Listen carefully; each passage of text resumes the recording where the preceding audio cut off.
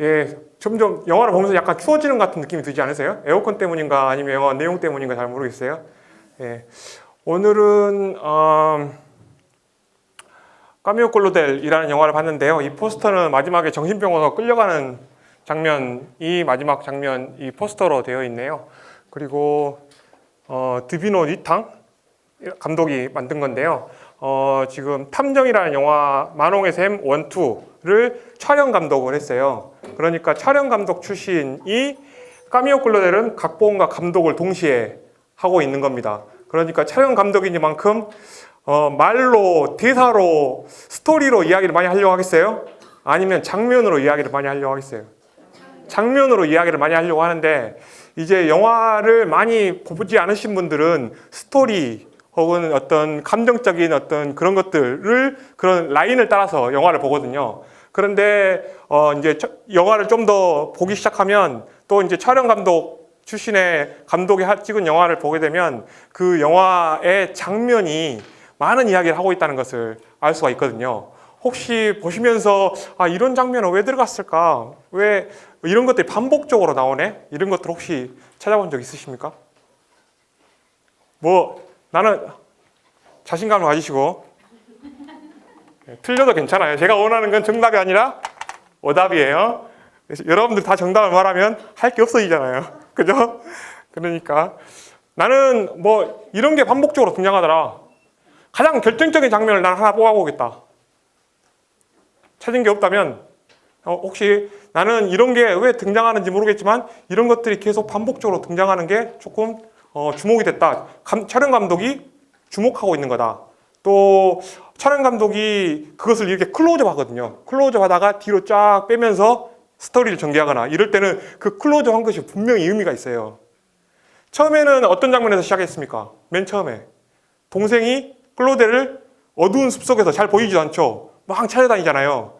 그 동생이 촬영 감독이 지금 까미오 클로델이라는 어둠에 감춰진 인물을 조명하기 위해서 찾고 다니는 거라고 생각할 수도 있습니다. 그래서 영화는 맨 처음에 시작하는 부분이 굉장히 중요한데요. 그때 클로델 이렇게 하면서 막 찾아다니잖아요. 그게 그런 것들을 지금 감독이 자기를 지금 그런 방식으로 표현하고 있는 것일 수도 있습니다.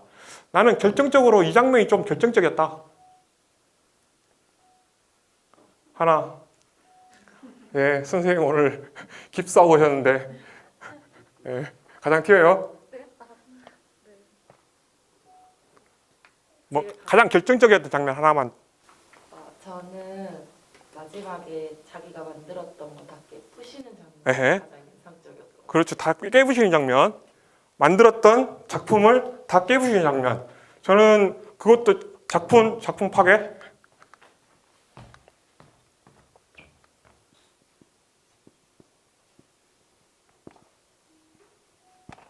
작품을 파괴했고요. 또 그보다 살짝 앞 장면이 있었잖아요. 그보다 살짝 앞 장면에서 전시회 때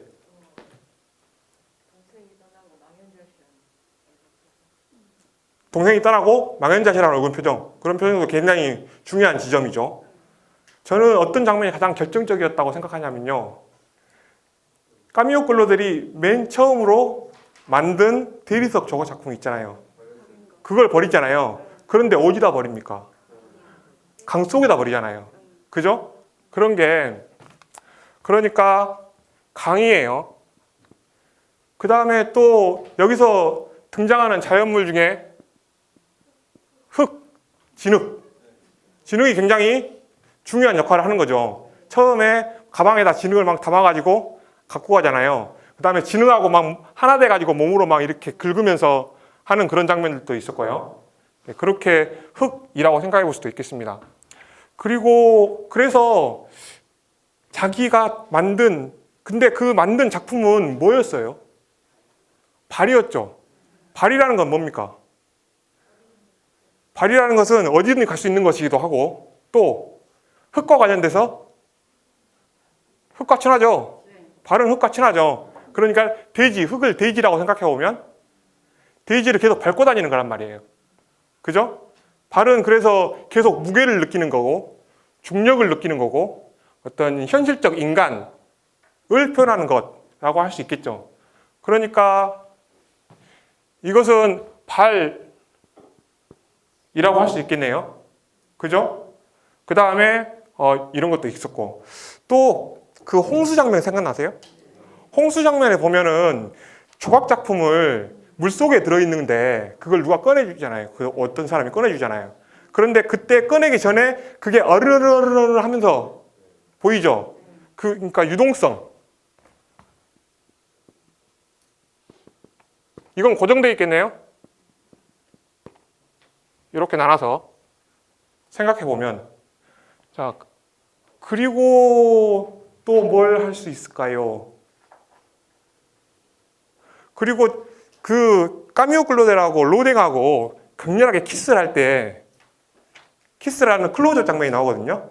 그 뒤에 뭐가 흘러가는지 보셨습니까? 강이 흘러요. 강이 흐르는데 강이 마치 우리 울돌목에 있는 것처럼 이렇게 휘몰아친단 말이에요. 그 두 사람이 키스를 하고 있는 장면에서 뒷장면이. 그런 게 유동성을 이야기할 수 있겠죠.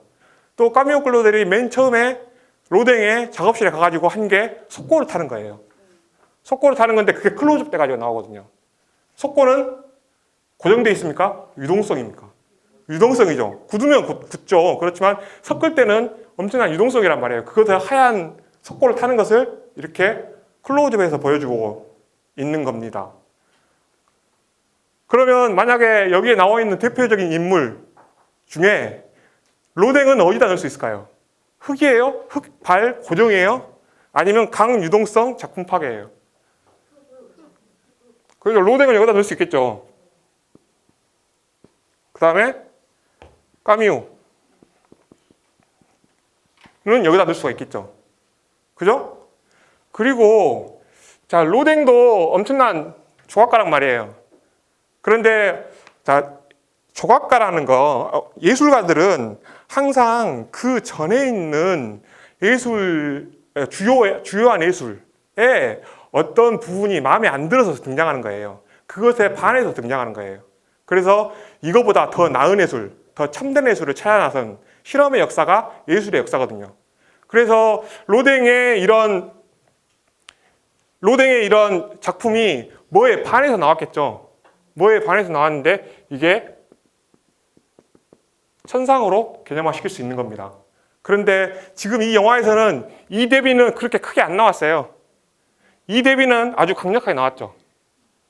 그렇게 영화를 볼 수가 있다. 그리고 그것들이 또 까미오 클로델의 작품을 이런 방식으로 지금 개념화시키고 있는 거거든요. 이 감독이. 저는 당분간 까미오 클로델에 관련된 영화 중에 이보다 더 명작은 있을 수 없다고 생각합니다. 굉장히 많이 고민한. 그리고 어떤 구체적인 스토리 라인보다는 이런 영상을 통해서 상징적으로 보여주는 것, 이런 것들이 굉장히 강하다고 생각합니다. 그런데 작가들이 저런 고정된 것,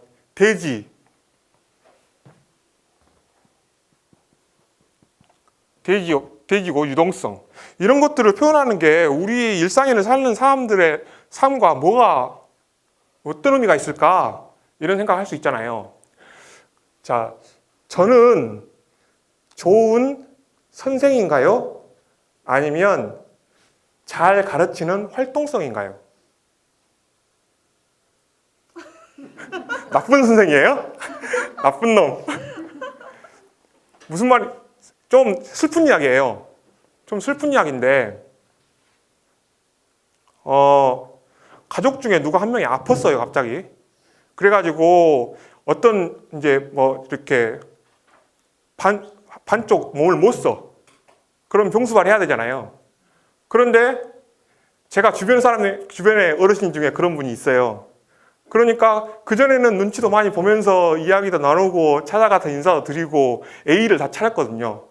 근데 그분이 그렇게 아프고 난 이후로 처음에는 안 그랬지만 점점 소원해지는 거예요. 이해하시죠? 무슨 말인지. 그런데 그분은 여전히 육체가 거기에 실체로 있단 말이에요. 그분이 그대로 거기 있어. 그런데도 불구하고 뭐가 떨어진 거예요? 활동성이 떨어진 거예요. 그런데 내가 그분을 대할 때만 그런 게 아니라 내 활동성이 떨어지면 저를 대하는 사람도 그렇게 돼요. 그러니까 인간은 실체입니까? 활동성입니까? 저는 좋은 선생인가요? 잘 가르치는 활동성인가요? 또 다른 방식으로 생각해 보면 둘 다이기도 하죠. 또 다른 방식으로 생각해 보면 결혼이 고정적인가요? 사랑이 고정적인가요? 결혼이 훨씬 고정적이죠. 그 다음에 어떤 게 더 안정감 있어요? 결혼이 훨씬 더 안정감이 있는 거예요. 그런데 그만큼 죽은 결혼이 될 확률도 높죠. 근데 우리가 사는 모든 상황에다 적용해 보세요. 그러면 내가 집에서 엄마란 말이에요? 엄마라는 건 실체입니까? 아니면 엄마로서의 활동성입니까? 애인이나 부인이나 이런 것은 실체예요? 아니면 유동적인 활동성이에요? 자, 과거에는 그런 것도 다 실체라고 생각했어요. 그랬는데 회화에서는 인상주의, 그리고 철학에서는 헤겔부터 사람들이 실체가 아니라 우리는 활동성이구나 라는 것을 점점 인식하기 시작합니다. 그래서 여러분들도 오늘 집에 가시면서 내가 실체인가 활동성인가 모든 국면을 한번 생각해 보세요.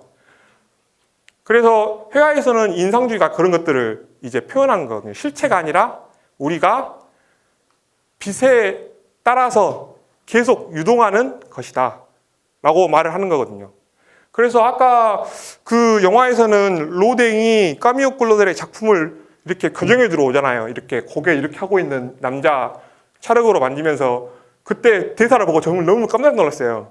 뭐라고 했냐면 균형과 윤곽을 생각해 표면을 생각하지 말고 이렇게 말합니다. 그러니까 표면이라는 것은 계속 유동적인 거예요. 그러니까 여기서 유동적이라는 것은 인상주의의 표면을 생각하면 좋습니다. 그러니까 인상주의는 하나의 건물이 실체가 아니라 빛에 따라서 계속 변화하는 유동성일 뿐이다 라고 그림을 그리는 거거든요.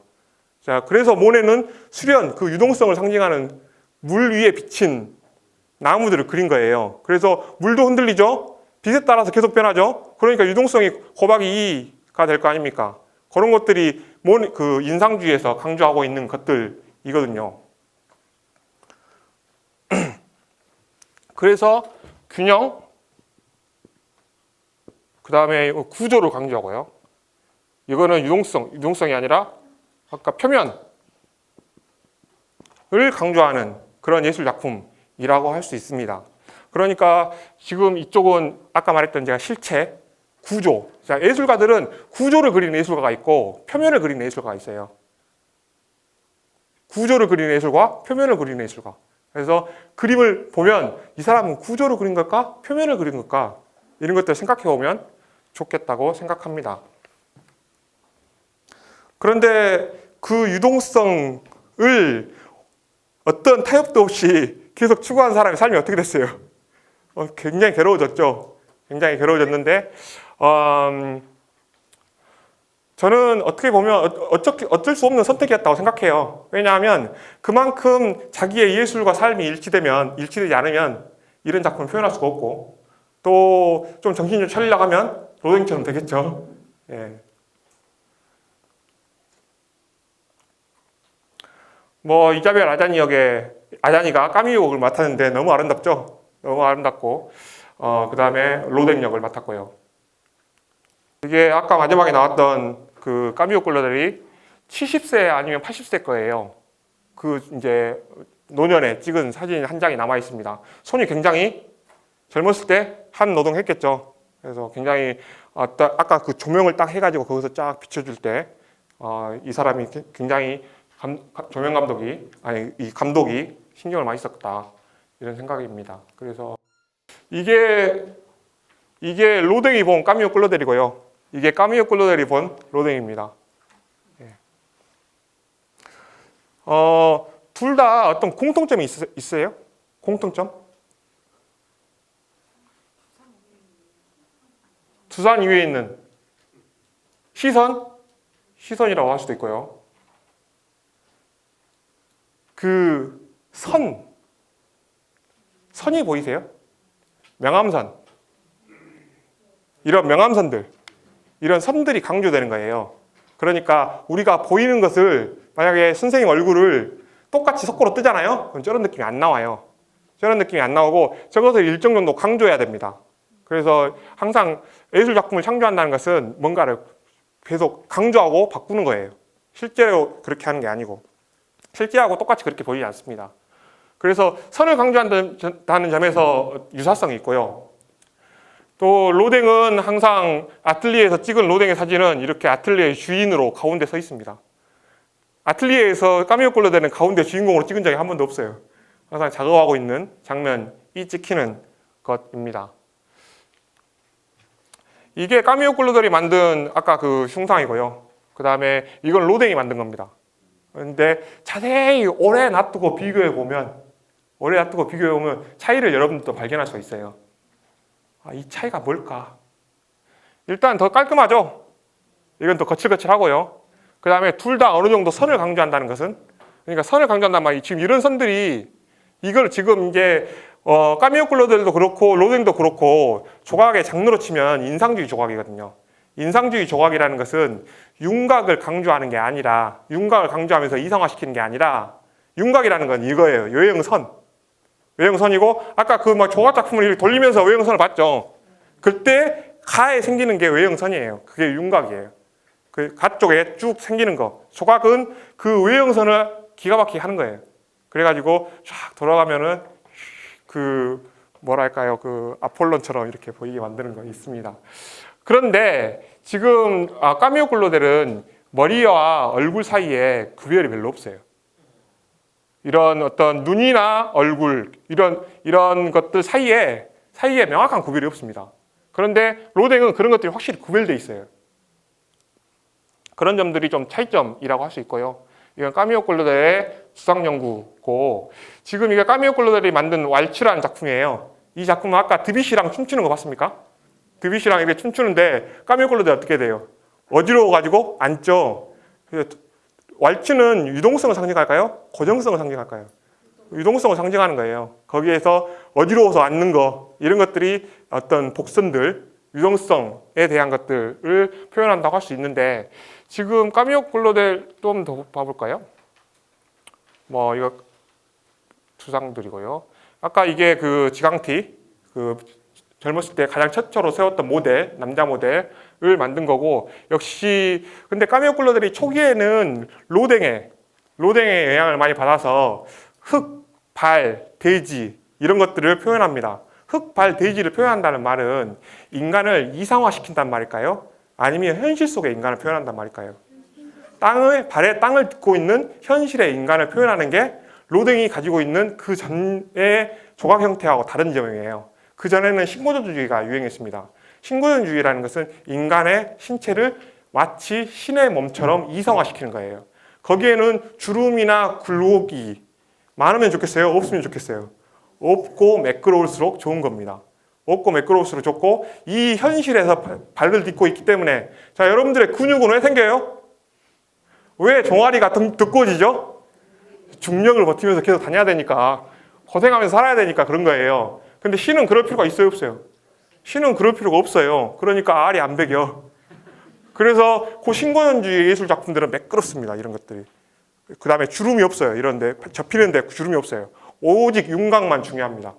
오직 윤곽만 중요한데, 어떤 이제 로댕이 그것과 차별화되는 지점이 현실 속의 인간을 표현했다는 것이고, 그의 바로 제자 까미오 꼴로델이 로댕과의 차별점은 그것이 실체가 아니라 유동성으로 변해버렸다는 것까지 도달한 거예요. 그래서 이제 까미오 꼴로델은 아까 정신병원에 갇히고 잊혀졌습니다. 잊혀졌는데 1980년대에 그 동생 있죠. 시인 동생 폴의 손녀가 가족에서 보관하고 있던 까미오 꼴로델의 자료들을 모아가지고 그의 전기를 썼어요. 예. 그리고 나서 이제 여류 작가, 그 다음에 오히려 로댕에게 영향을 준 작가로 조명되기 시작했습니다. 제가 기억이 정확한지 맞는지 모르겠어요. 80년대 맞는지 모르겠어요. 근데 1900 몇 년도, 제 기억으로는 80년대입니다. 예? 후손을 잘 돼야 돼요? 어쩌면 다 뒤지는데 뭐. 그러니까 아까 제가 슬픈 이야기를 했던 게 무슨 말이냐면, 우리는 좀 고정돼 있게 내가 좋은 사람이면 좋겠잖아요. 아까 무서워 계속 그랬죠. 무서워, 두려워 계속 그랬잖아요. 한때는 어디 가나 환영받는 사람 아니었습니까? 그죠? 그런데 그 활동성이 떨어진다는 것은 괴로운 일이거든요. 괴로운 일인데, 저도 옛날에는 그런 말 잘 이해를 못했는데, 이제 나이가 40, 50에 가까워지고, 아직은 50 되려면 좀 많이 남았지만, 아무튼 그러다 보니까, 이게 점점 기능이 떨어지는구나, 이런 생각을 하게 됐습니다. 아까 왈츠의 확대 장면이고요. 이게 이제 나중에 클로델의 어떤 개성이 만개할 시점의 그 작품입니다. 그래서 아까 유동성이라고 말씀드렸던 것들, 그 다음에 또 선을 강조하는 것, 그리고 이게 지금 인상주의의 그림이고, 저기에 돌로 돼 있는 육중한 건축물이 서 있겠잖아요. 그런데 그것이 고정되어 있는 실체가 아니라 어떤 유동성이다. 다만 돌은 좀 더 오래 남겠죠. 언젠가 가루가 돼서 사라지고, 또 우리 순간적으로 계속 빛에 의해서 분쇄되고, 이런 것들이 인상주의가 기본적으로 실체를 부정하는, 그리고 현대적 사유를 시작하는 지점이라고 하겠습니다. 이것도 마찬가지고요. 그리고 이건 중년이라는 작품인데, 아까 로댕이 이 작품 보면서 엄청 열받았죠. 왜냐하면 자기가 원래 로댕의 부인은 정식적으로 혼인한 게 아니라 모델도 하고, 아주 로댕이 못 살 때 모델도 하고, 그 다음에 아들도 낳아주고 살림살이도 다 해주고 하던 사람이에요. 그러니까 조강지처죠. 그런데 또 자기의 지금 이제 유명해지고 나서 명성에 걸맞는 그런 귀수는 아니었던 거죠. 그래서 아까 약간 창피해하면서 위고의 그 장례식장에도 안 데리고 하고 막 그 나무 발로 차고 그러잖아요. 예, 그런 것들이 있습니다.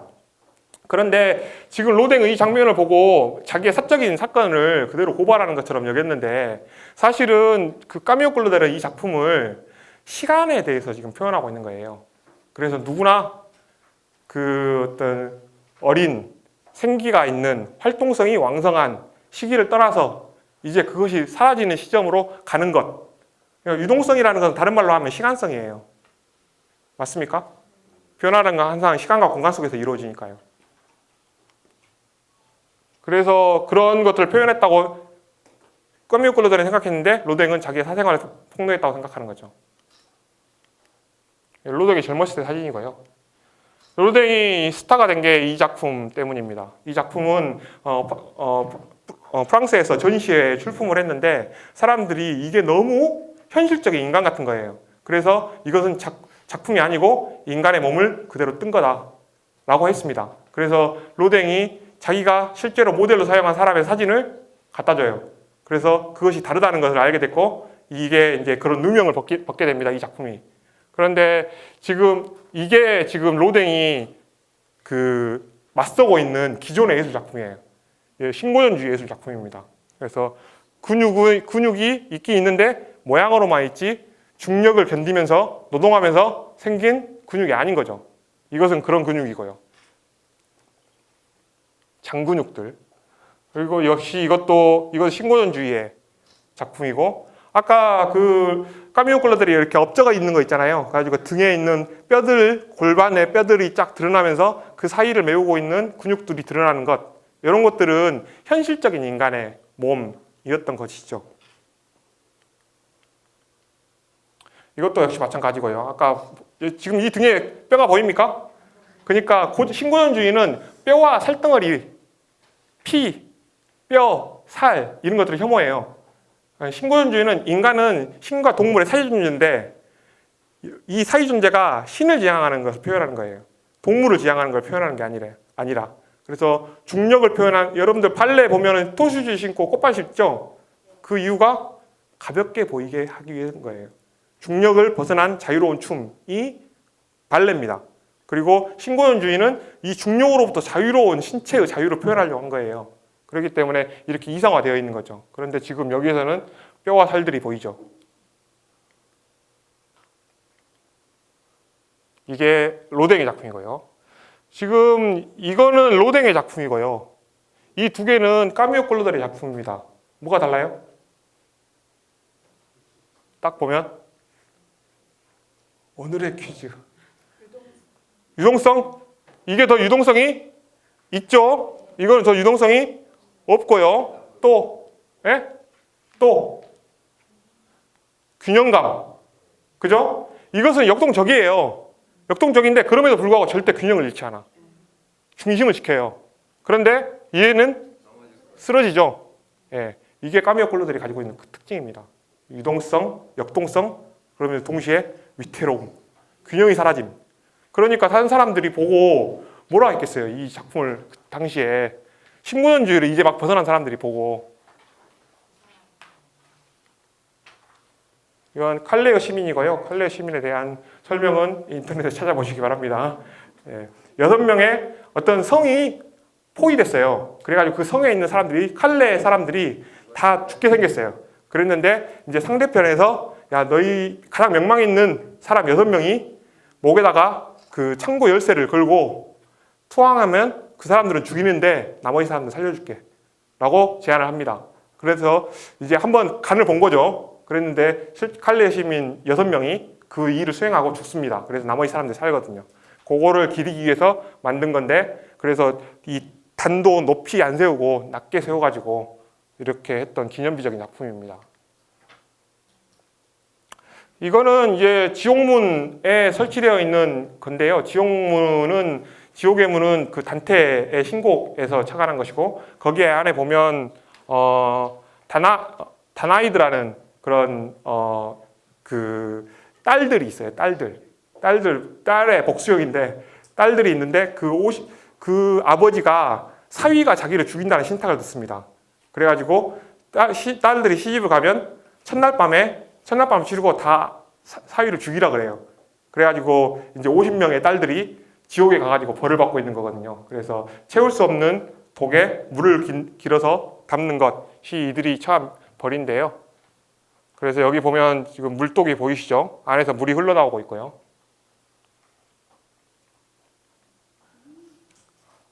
감사합니다.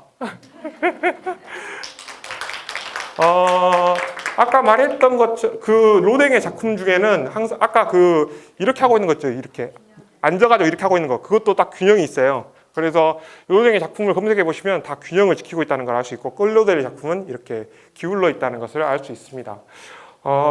예, 이렇게 급하게 마무리하게 됐고요. 10시까지 이렇게 남아 계신 여러분들의 열정에 박수를 드립니다. 감사합니다.